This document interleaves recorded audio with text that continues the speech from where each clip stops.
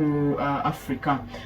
Kutegezezzaako nti Bagala City ejja kubeekyaza ttiimu ya Wakiso ate nga NEC bakuba final season eri bajja kubazanya ttiimu ya UCU Mbale campus gye bajja okuba nga bazanya. Express Football Club ojja kukyalira Red Devils ate nga Garuga ejja kuzanya Bull ne New Life ojja kubanga ezanya ttiimu ya UPDF. Olwo ttiimu gye njagala mwegendereze bagita Football Classroom. Ttiimu eyo eri awo eringa ey'ekisaazirizi omanyi bw'oba otaganjudde ebyafa bya ttiimu ezimu eziviiriddala ddala ne zifuuka n'ekyenjawulo. Juzi nali ntaganjula ebyafa bya ttiimu ya Cruzeiro mu ggwanga erya Brazil. Abayitale baali awo mu ggwanga erya Brazil nga Italy yabatabukira ne bawaŋŋanguka ne bagenda mu ggwanga erya Brazil. Bali awo bayitirivu tebalina kye bakola nga babuguma waawo olweggulo tebatandiseewo ttiimu wetwogerera kati nga ne ttiimu Champions League ku ssemazingo wa South America eyo yamuwangula dda. So ttiimu zitandika ng'ez'okusaagiriza. Ttiimu eno ejjuddemu bannamawulire abasakaaga ebyemizannyo abatendesi. Coach Felix Kabuuzi oyo atera otukwatamu. Football Classroom kale woogirabira gwedduka mu kisaawe ejja kubezanya ttiimu ya Buhimba FC. Coach Becky Thins ya Nakimera waliwo Namaganda waliwo Katende mali kwegamba asanze yatukwatamu naye wati wetwafuuka organized. Coach Felix oyo yatukwatamu. So ye emboozi eyo gyenjagadde okutegeezaako ey'ekikopo ekyakakungulu ekigenda okuzanyibwa. Bannaye njagala okubalabula bannayuganda. Essimu eno bwekukubira y'abafere babbi. Nze olunaku lwa leero simanyi oba n'amaanyi agakola leero naali gafunye kubanga mbadde ngenda okuferebwa nkuza kutuuka wano babadde tebagenda kunferako nga leero naye essimu eno babadde bagenda kunfera batya sente mmeka eyo tuyinza obutabona budde ku mpewo naye essimu eno omukulu njogedde naye nga yeefudde landiroodi wange. Omanyi omuntu okugamba nti owaayo essimu yagudde teeka ng'ekituufu zinasasula sente za mwezi guwedde. Tunyumyawo nemulugunyiza abaayo amazzi bannanga amasanyalaze nti munnange ngenda kubikolako kati teekako nzije ndi ku hardware wano. Engamba landiroodi nga soogerako naye mukyala we gwe badde ngampa sente naye bwe yampa ku simu y'omwami we emabegaawo ne mukubirako n'atakwata. Kati ngenza okulaba ennamba gye yampa si yeno. Nangamba ereeta amanya Luwere Hassan essimu yeno y'abafere bwe kukubira tebakufera eri nooti 7556 48 83 26. Angambye n'amanya gereeta ssebo nga nteekako ereeta Luwere Hassani. Kati uba nakukubira naawo kata nange engwe mu mbi era bwe ntegedde nti mufere nga ye tannategeera ndi ku hardware munnange tulokola obudde ne kati gwe ate omufere hardware oyagalayo ki ekigambo kyanvumye Mukama Katonda musaasire naye nkulabuddeko essaawa eno ku Ssemazinga Africa mu weekend gye tuvuddemu abazanyi ba ttiimu y'eggwanga eno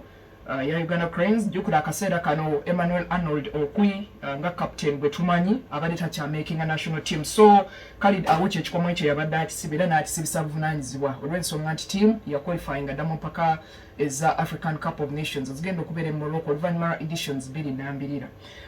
yazanye eddakiika 75 twabadde mu kikopo ekya CAF Champions League. Ttiimu ya yange eno yakubya ttiimu ya TP Mazembe egoolo zabadde 3-1. Kitegeeza nti TP Mazembe eno ebeera eyagala kuwanguyiza ttiimu ya Yanga mulimu kubanga ekyo kyabasitudde ne kibateeka ku points 4-2 kubanga yabadde Yanga erina akabonero kamu mugongo gwa ttiimu ya MC Alger. Alger ina 5 akulembedde Al Hilal ali ku points 10. Mazembe ali ku points 2. Ekibinja kikyali kizibu mukko kubanga emipiira ebyo egisigaddeyo. Tiimu eno eya Yanga ejja kubeekyaza ttiimu ya Al Hilal eva wali mu ggwanga erya South Sudan yeekulembedde ekibinja nga bwe nkugambye. Then omupiira oguddako ewaka ekyaza ttiimu ya MC Alger. So Khalid Awucho ayongerera ddala okulaga nti Captain Fantastic ekikomo akisiba ku ttiimu y'eggwanga n'omupiira agufuna. Omanyi abazannyi ba Uganda ebiseera ebisinga diiru zijja ne bafuluma naye kiba kiddako kubanga omuzannyi yenna bw'aba afulumyemu naddala okuba pro ekigirayo ddala nti pro zeddakiika zaafuneeyo gy'abaalaze naye bw'asalekkerejje n'akwata kasente n'abanga tazannya kati ate ffe tumuyitira ng'agenda kufuna fitness ku national team nga gwagenda okufunira fitness match fitness ate ng'eri tebamusoma. So abo batukiikiridde bulungi. Mu kikopo ekya CAF Confederations Cup waliwo mwenda waffe ayitibwa Steven Mukwala. Steven Mukwala ono ttiimu ya Simba yakinnye ttiimu ya Faxien omupiira mulamba babadde wali ku Stade Olympic Hamadi goolo yabaddemu ku bwede si yagiteebye naye eddakiika ziyazannye sirowooza nti bannayuganda zetwali agadde kuba yayingidde mu ddakiika y'ekyenda nga bagasseemu 3 ndowoozaako nnyo nti bwe kifo ekyomusambi ono Cameroon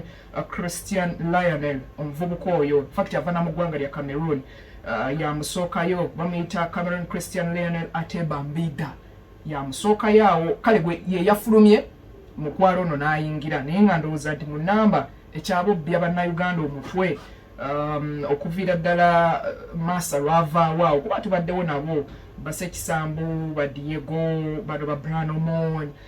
kusomoosa mukono jangu mba forward ba Farouk Miya ba Idrissa Lubega Torezi menye kindeke bashabani bano baserunkuuma ba Yunus Sentam enamba eyo ekyatubala kanemu kanabiri kafumba mwani so abazanyi nga bamukwala ba Fahad Bayo abo babanga nabo gye bali mpira bakubamu kiba kizeeko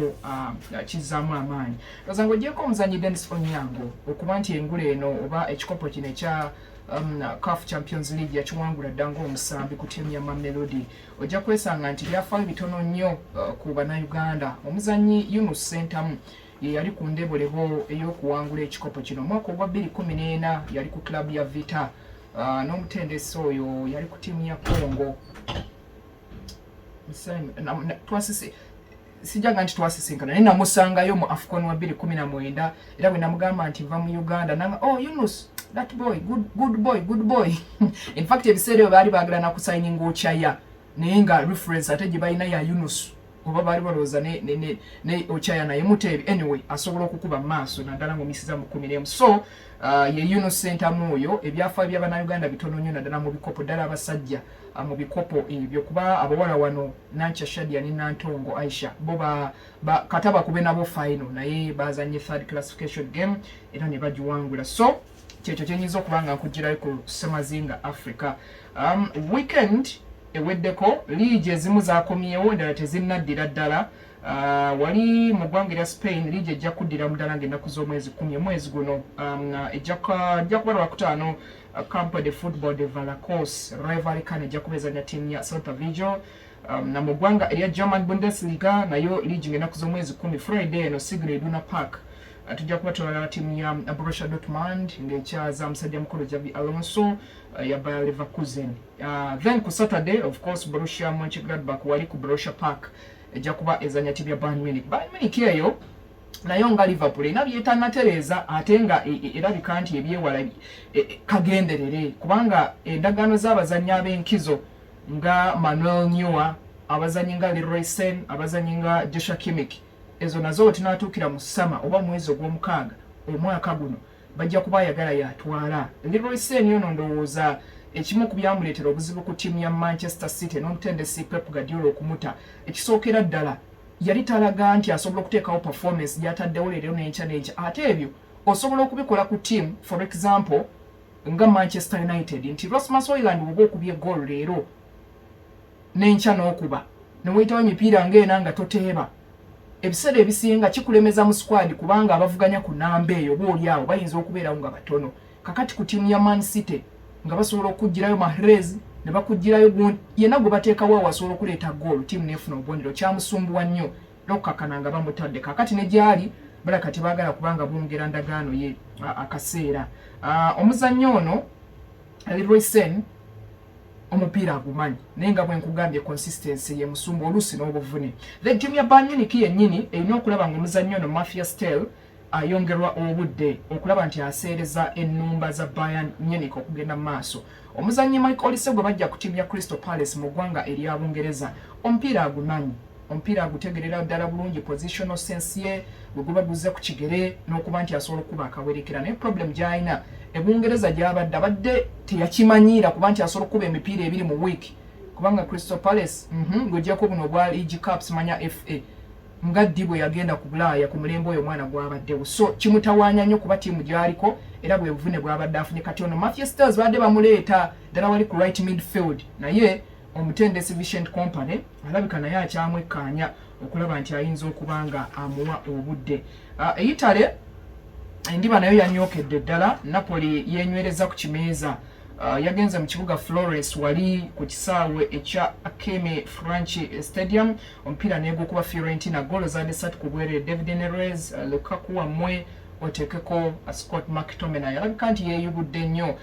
abazanyi abava ku Manchester oluusi n'engeri gy'ovuddemu kaawo Mason Greenwood naye goal yatandika nga azikubirizaawo Scott McTominay naye nali ali awo oli omwana Anthony Elanga ali eri awanise ebbango ku ttiimu y'abanafu aba Nottingham kaakati ekimeza nga bwe kiri era Napoli akyaliyo points ziri 44 mu mipiira 19 ebufalansa weekend twagenza okugivaamu PSG eno ku liigi ndowooza ze musinga okuwa obudde erabika nga omwaka guno yina ekikopo kyokka kubanga ekikopo ekya French Super Cup bakiwangudde nga bakuba ttiimu ya Monaco ideala ttiimu ewangudde liigi ezanya n'ebyewangudde akakopo naye twagenda okwesanga nga ttiimu ya Monaco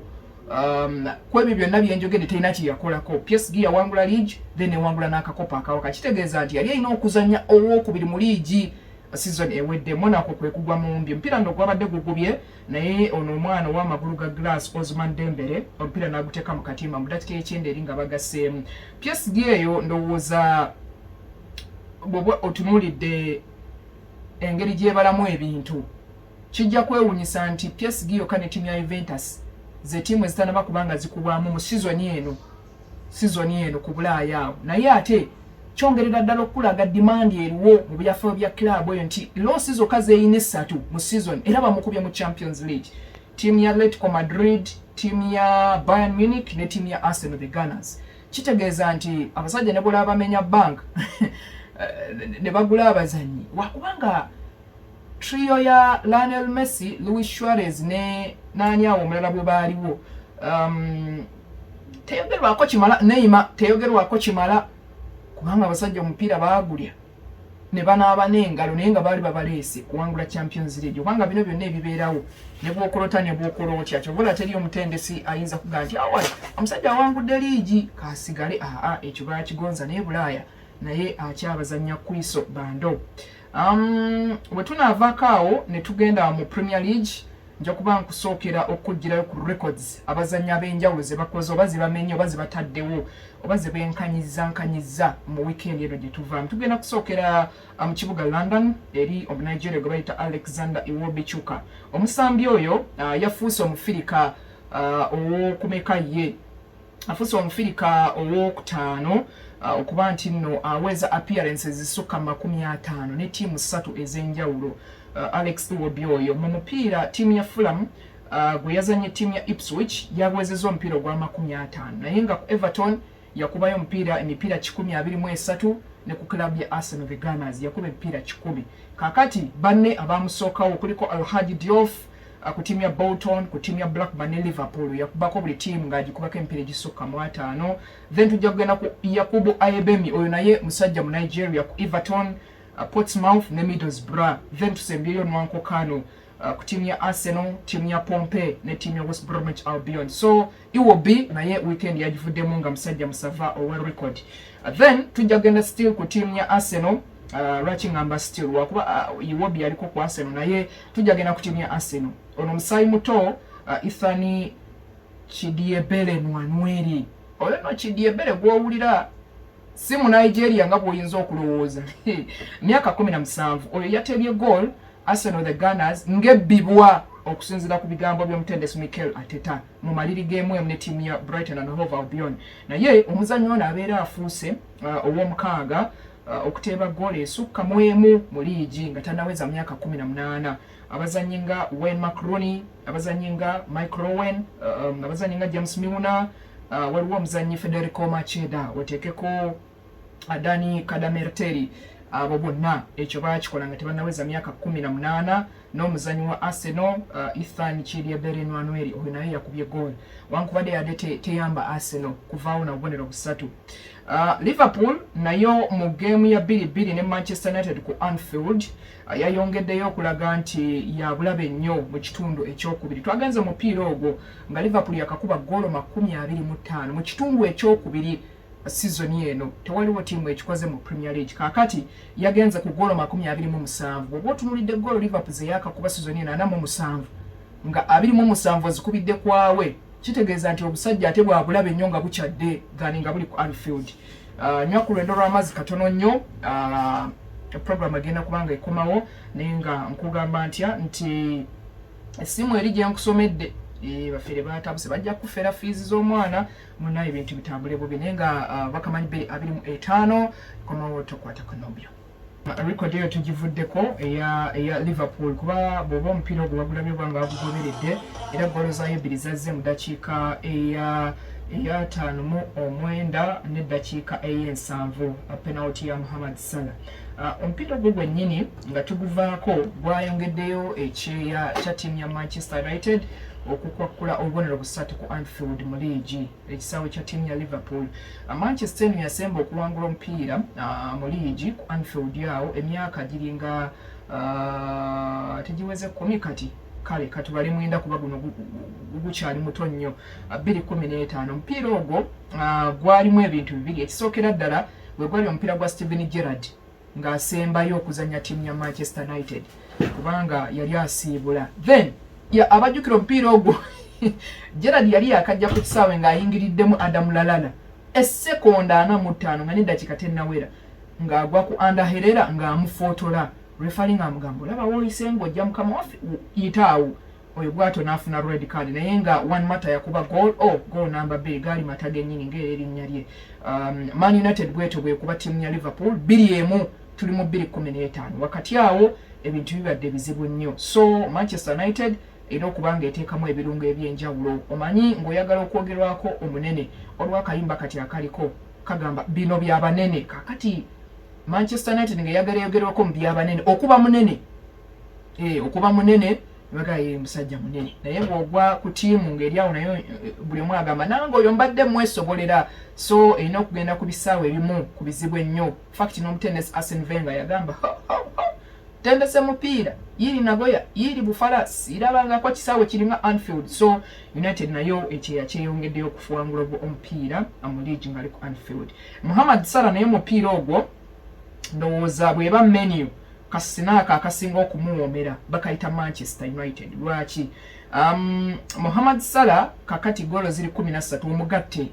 Mohamed Salah n'atujjukiza ekya Didier Drogba veste vile ndowooza n'ekyamadi Diallo kati kyagala okutandika ku Liverpool oba mu kakopo oba wabasangira bakolako emikono bw'abatateebye kala aleete penalty bw'abataleese kala akola assist ne Drogba mumujjukira omugamba bugambi abo abayiseewo abali mu leeya ba Arsenal nti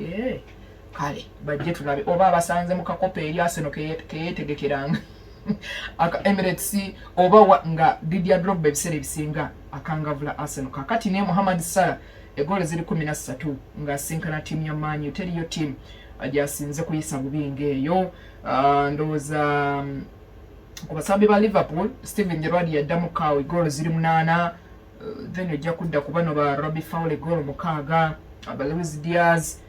bamu ku abo oyinza okwogerako balabika nti bakikola nga bazannye Manchester. Mpozi era egolo gye yakubye yamututte ku mwenkanonkano golo ze zimu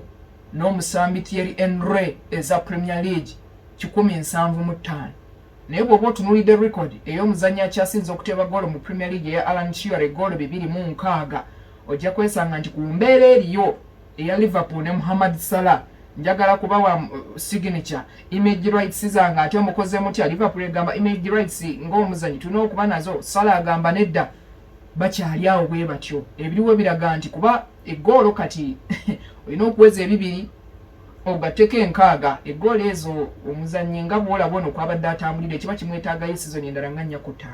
5 record eyo kubanga agigeegenya naye ye Mohamed Salah oyo egolo kati yenkanyakanya ne Thierry Daniel Henry 175 eza Premier League. Lisandro Martinez naye musajja kyokka omupiira guno Lisandro Martinez omuzibizi akaseera katono ennyo ke yabaddeko mu box piira yagutereddewo mu katimba era Lisandro Martinez oyo muzannyi wa Manchester United asoose okuba nti akuba ggoolo eya liigi awo okuva 2018 n'omuzannyi Jesse Lingard oyo yasemba okubanga emikola agikolawo Anfield eyo erabika nga muzibu nnyo eri ttiimu ya Manchester United. Kati omupiira ogwo nga tumaliriza n'okumanya records abazikoze abazimenye n'abenkanyiza bannaabwe omutendesi coach Ruben Amorim ne captain we Bruno Fernandes simanyi oba lwakuba bonna ba Portugal basizza kimu naye omu yasooseeyo munne nga teri wadde awuliriza ne ku munne baayogedde ebigambo ebyagala okufaanagana ebigambo ebyo bye baayogedde nga byagala okulaga nti si basanyufu eri result eyo gye baafunye olw'ensonga nti mu bigambo ebya Marcus Rashford agamba lwaki tetuzannya bwe tutyo buli fixture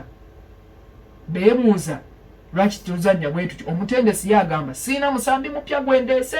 naye ekyo kyenjagala mu buli match day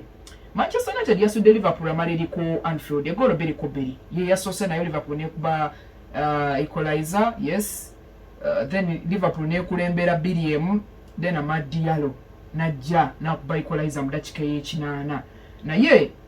results nga tiimu sirowoozayo muwagizi wa Manchester United awulira kati singa omupiira ogubadde togulabye nekikwewuunyisa nnyo nekikuba enkikwe Liverpool ebakubye ndowooza ekyali badde kikugambamuko naye zaali badde obungi bwa goolo singa zaabadde zikoze eki zaabadde zizze naye olunaku lwa jjo ekintu kyabadde kiralamuko olw'ensonga nti ekintu omutendesi Alexander Chairman Ferguson kyeyatendekanga ennyo kubanga Ferguson yatendekanga nnyo attitude n'okwesitula oba akuleetedde John O'Shea oba akuleetedde Wes Brown oba akuleetedde bano ba Louis Saha simanyanga buno obulongo obu Brazil nga bugenda kukugoba paka kuwulira bubi kakati Manchester United attitude yerabiddwako mu bazanyi nga ba Manuel Ugarte omuwagizi wa tiimu ya Man United yeebuuza naddamuko okukirabako bwentyo kubanga omusajja Manuel Ugarte yakotte Ryan Gravenberch Macaulista n'abagamba wano mbagobyewo kati mu kinnya ng'emipiira gijjaawo tewali wadde agijjawo abazanyi nga Andre Onana abazanyinga Amad Diallo harema bane simanyi bamulaba Harry Maguire bwagasse ku muzannyo gwe musajja agasseeko nnyo oyo era nabadde ndabakaawo n'abaga omusajja ekikomo bakimuddize attitude yabaddewo ng'omuzannyi Dalot agamba Mohamed Salah oba onsala gwamanyi era ensi yonna ekimanyi osala ng'amukwata atirisiti omujozi n'amufunisa yellow card awo n'asooka nakakanamuko Mathis delete nga ye yeewadde oba bamusala n'ayitawo n'agenda mu billboard ayimukirawo n'akomawo n'afata kakati omutendesi Ruben Amorim yeebuuza nagasseemu ani si kati ababuuze nti munkuba ennyumba because Liverpool eyo bw'oba ogigoberedde mu fixtures kuba kati liigi tenatuuka nnyo ya bunkenke nti kati guno guli decisive nnyo wadde tuli mu January liigi eggwa mu May tosabanga ne bakuwa Manchester ng'olina kyogoba ate esookukuba omupiira n'ogamba ye prime Manchester eri eya 28 eyo so buli omu yeebuuza attitude eyo eriwa kakati weekend yemu Liverpool wetuyinza okugenderawo Liverpool kubana boyinza okugamba season ino nti baagala ekikopo okusinzira kuvuganya kubadde bataddewo omu yekka yawangudde ye tiimu ya Man City yakubye tiimu ya West Ham eno goolo nnya Liverpool eyo yamukwata n'amukuba 5 naye eyo si ensonga lwaki nkireese Arsenal nga asudde amaliri asudde point 2 Chelsea nga ye asudde amaliri asudde point 2 Liverpool yeekozeeko obwenkanya nayo okuba nti esuula obubonero bubiri mu kaseera ako ekirala omuzanyi Darwin Nunez eyateekebwamu $85 nga mulimu n'ez'ensusuubo yakubiyeyo omupiira oguleetadde $30 n'ogamba ye kale bambi kisebo ekirala ku tiimu ya Liverpool aba squad ya Liverpool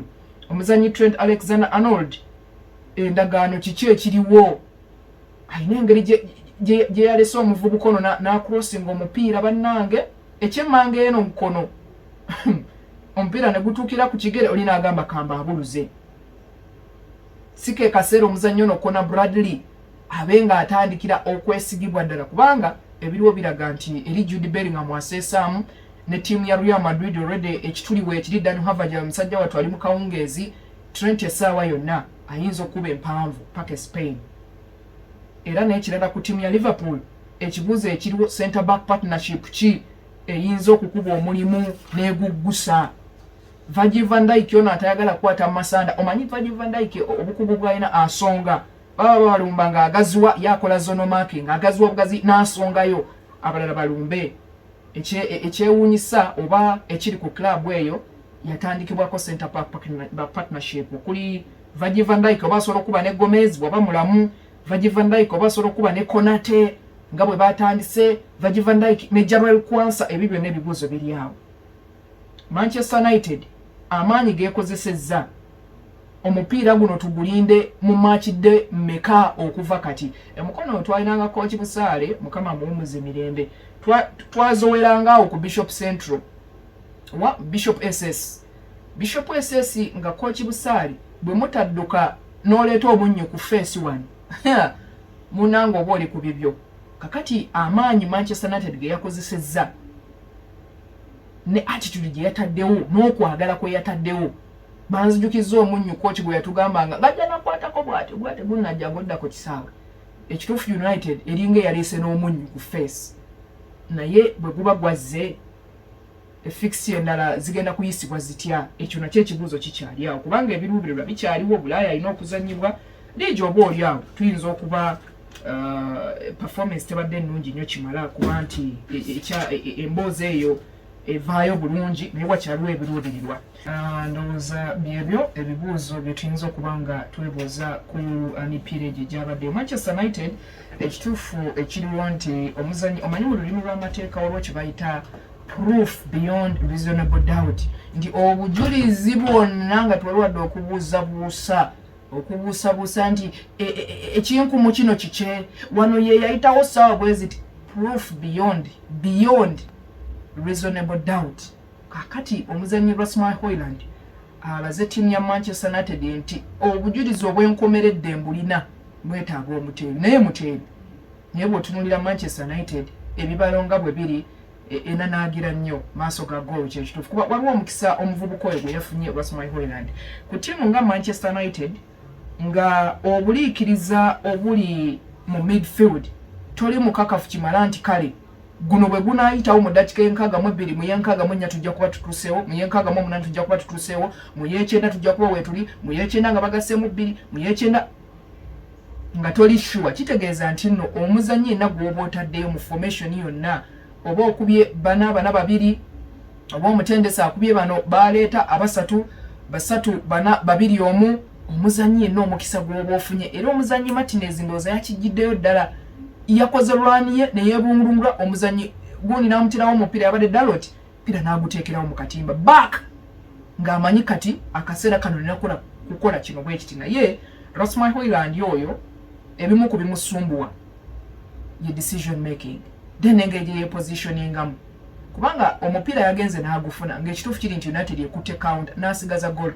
goalkeeper ku far post on the right yadde asobola ogunyigayo yabadde asobola ogukiipinga yabadde asobola n'okumusala because awo kipa yenna kyabazza akaba agenda kukwata amagulu oba akuteme penalty wali babikkewo naye omusajja yamukubye omupiira nga yagumuyitemu ng'ekizimbe okakananga Manchester emikisa emitono ennyo because mu formation eyo omutendesi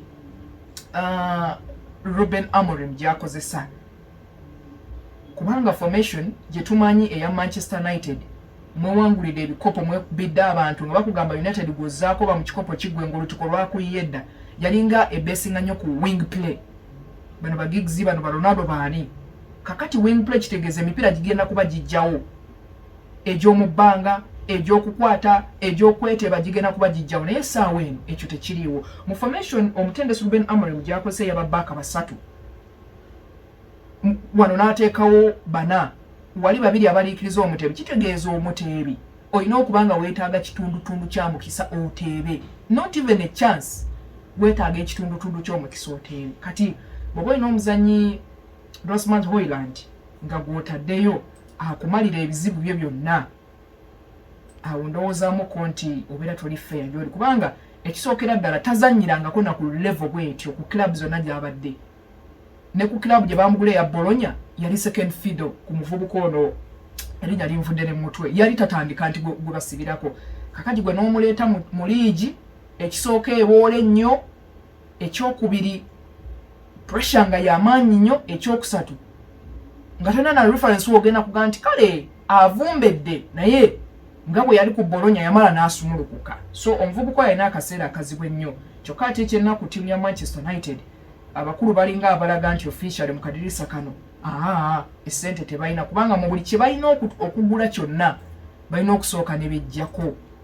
abasambi abafuna essente empitirivu. Mwabo mulimu Bruno yagenda awo n'abakubaganya abatiimu ya Mani, kuba mujjukira omuvubuka yagenda okuba nga ayongerwa endagaano. Mani eringa eyanyiga panic button.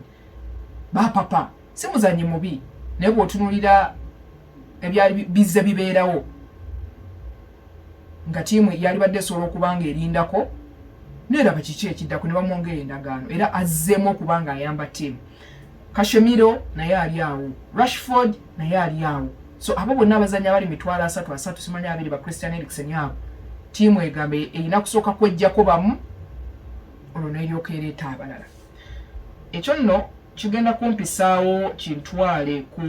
mawulire akadisa ko kaguddewo dda. Akadisa kaguddewo dda era agamu ku mawulire getuyinza okubaako ne ttiimu zammwe ez'enjawulo. Tujja kusookera ku ttiimu y'abanaffe aba Manchester United. Omuvubuka ono Victor Gyökeres abadde ku ttiimu ya Sporting era gy'akyali naye yabategeezezza nti ayagala kuva ku ttiimu eyatambulemu. Manchester United yawanikirawo omukono olw'ensonga nti omusomesa aliwo kati Ruben Amorim omulenzi oyo yali amukoledde ebyannaggwano mu ggwanga erya Portugal, era nga Manchester United akati yekakutte yekulembedde mu race eyo. Bwe balire yekulembedde okuba nti kakwasa Gyökeres asaalikire jjajje mu kibuga Manchester. Naye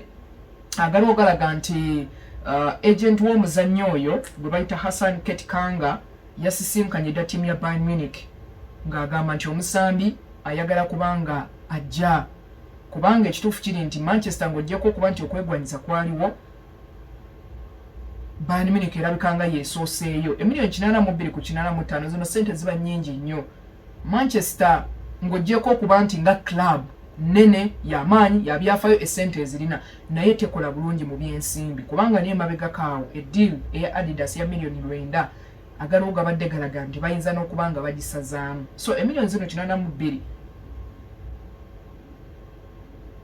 si ssente ku ttiimu ya Manchester, naye akaseera keerimu ssente empitirivu nnyo. Jjukira Manchester United eno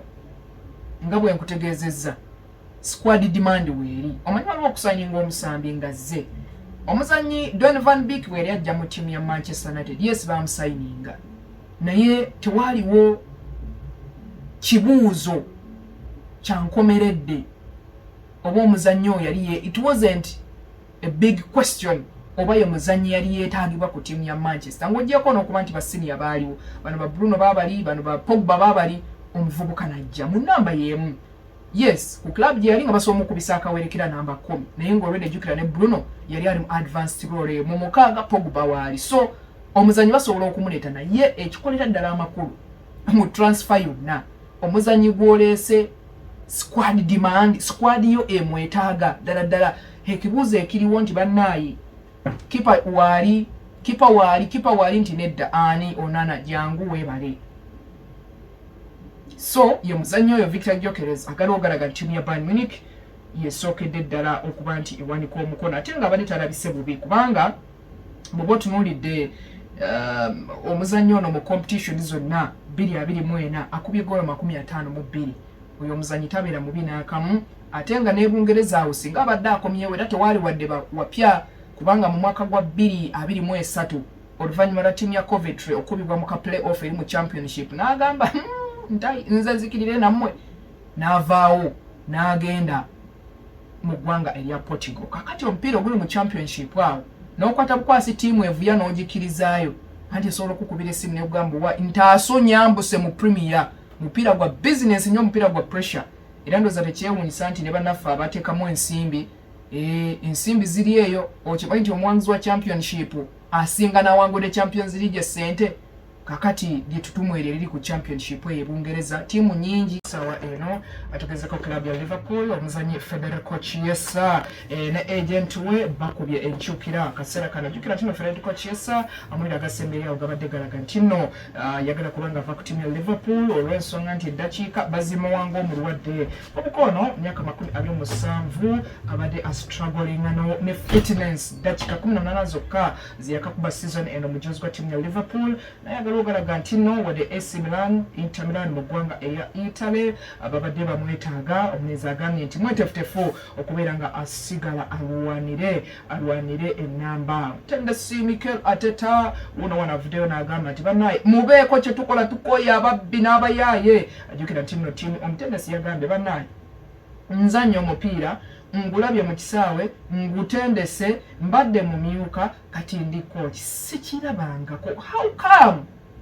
abana bya mpira gwa timu ya Arsenal William Saliba penalty gye bakubye timu ya Arsenal omutendesi agambye wabeewo okunoonyereza okwenjawulo naye yaliko omutendesi wa Ian Wright n'agamba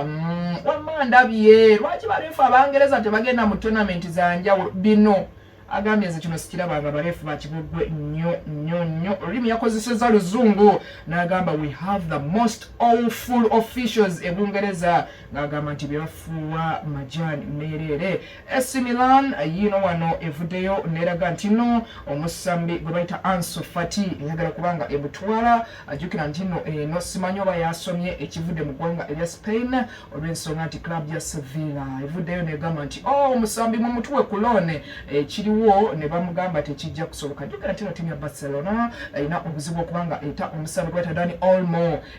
omusambi ono kinaba kubanga emusayininga oba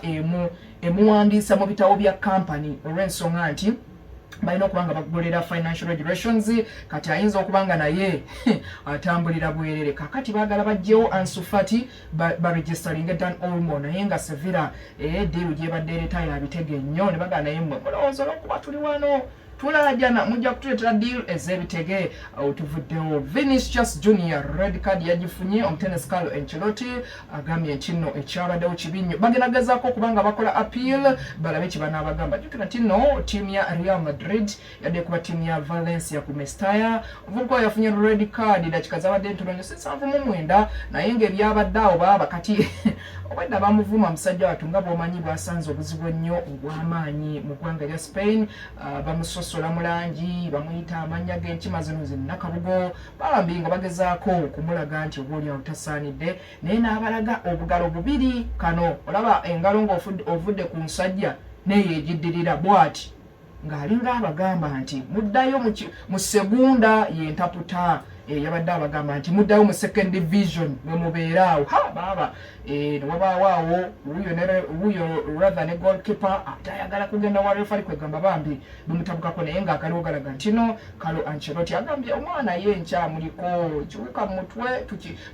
tugezaako okulaba bwayinza okubeera omusambi omulungi both mu result zatuwa n'engeri gy'amanagingamu obusungu bwekitibwa gye kakati ngenda kwerekereza mukwano